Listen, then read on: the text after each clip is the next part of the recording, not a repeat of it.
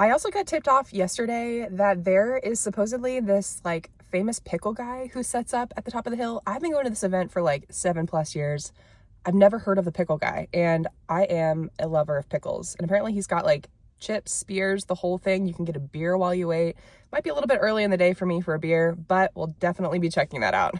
All right, y'all, it is day 2 of my big flea market trip. If you watched my previous video, you saw that I had filled the car with some goodies, and the second day of this trip is reserved for a special area of this flea market called the Hill, and this is where you're gonna get the deals and steals. So I woke up really early this morning, and the vendors are out, so let's take a look and see what we can find. Immediately, those stone bookends caught my eye, but they were a little bit too pricey for me. Sometimes vendors that have a little bit higher prices will sneak their way into this piece of the event, which is totally fine. But yeah, let's check it out. I saw so much marbled pottery on this trip, which is really interesting. I feel like that's definitely making a comeback. But as you can see, guys, like this part of the event is like junk town. Like some of these vendors, they've got these big tents, and they've got all this stuff under the tents, and kind of rain or shine, they'll just open up their tents and say, come on in and take a look around. Like they are in no way concerned about their stuff being presented in a really nice way, which is fine for me because I like to dig. That's part of the thrifting high. That's part of the hunt.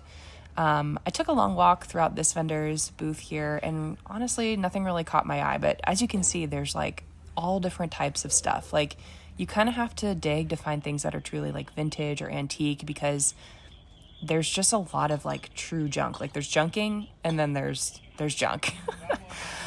This vendor had some artwork, so I'm just looking through that here. Unfortunately, a lot of this stuff can be too damaged for my taste. I mean, I'm all for that rustic vintage look, but if it's water damaged or anything like that, I've got to leave it alone. And some of the vendors are in these like sheds. Guys, look at this vendor. They had everything hanging from the ceilings, everything hanging from the walls.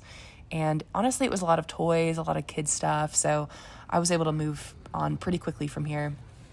But let's see what else we can find. Again, just like tables and tables full of stuff. Okay. Now, I've been coming to this event, and especially this part of this event, for, 7+ years. And so I've come to recognize a lot of these vendors that, again, they're camping out here permanently.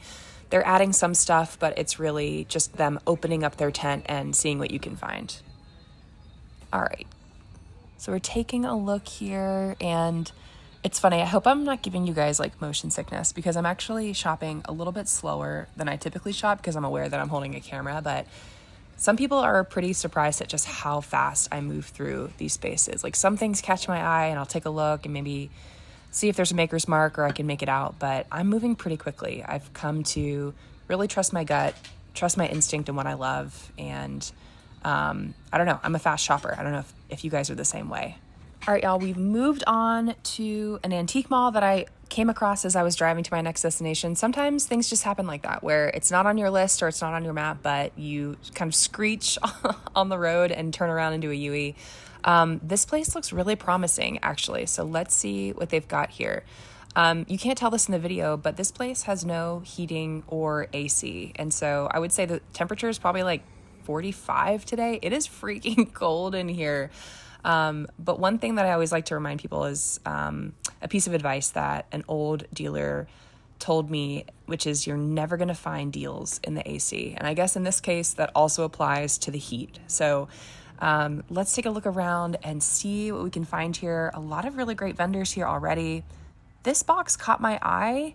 I'm big on boxes. I find them to be both useful and beautiful. This one had a little bit of I don't know what it was, like a mark on the top, so I left it. I did end up grabbing this set of pottery, this like pitcher and shot glass. I think this is from Bulgaria, actually, and I'm just really in love with the glaze on that. Now, a woven basket is always going to catch my eye. This one was great, but the price just was a little bit too high for me as a reseller. All right, last up, I found just a few more things here. I put down this bowl, but I found this beautiful pair of wooden turned candlesticks. Y'all, thanks so much for watching. Make sure you like this video and subscribe, and happy thrifting.